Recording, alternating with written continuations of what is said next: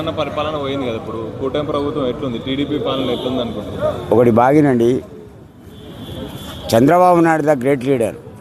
ఈ హైదరాబాద్ను డెవలప్ చేసిందంటేనే అతను హైటెక్ సిటీ కానీ చిన్న చిన్న పల్లెటూరులో ఒక హాస్పిటల్, ఒక స్కూలు, ఒక బస్టాండ్ చిన్నదైనా సరే కట్టిండు. అతడు గ్రేట్ లీడర్ అండి.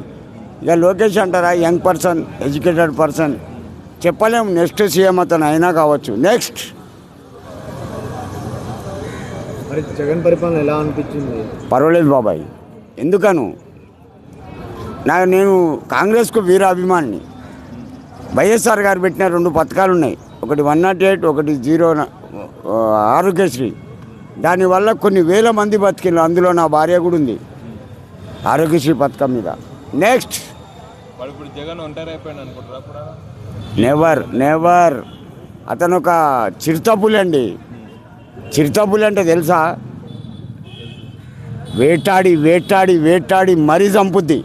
పెద్ద పులి అట్లా కాదు, తనకు ఆకలైనప్పుడే చంపుద్ది. కానీ చిరుతపులి అట్లా కాదు, వేటాడుతుంది.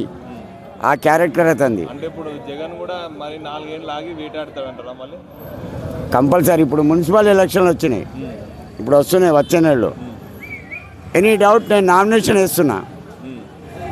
నువ్వు వేస్తున్నావు నామినేషన్? ఎక్కడి నుంచి? ఇక్కడ నుండే పక్కా గెలుస్తా. ఎదుటానికి డిపాజిట్గా రానియా. కుర్చీ ఇక్కడ కుర్చీ తాత. కుర్చీ అంటే బ్రాండ్. ఇప్పుడు ఆంధ్రప్రదేశ్లో ఎలాంటి పథకాలు అందట్లేదు ఇంటింటికి. ఇప్పుడు ముసలోళ్ళకి కానీ పెన్షన్లు కానీ, విద్యా దీవెన, వసతి దీవెన ఏం రావట్లేదు. పెన్షన్ కూడా రావట్లా, ఏది రావట్లేదు. కానీ ఇప్పుడు జగన్ ఎలా చేశారు, ఇప్పుడు ఇలా చేస్తున్నారు కదా, దాని మీద మీ అభిప్రాయం ఏంటి? ఒకటి బాబాయ్, ఎవరి మనసులో ఏముంటుందో.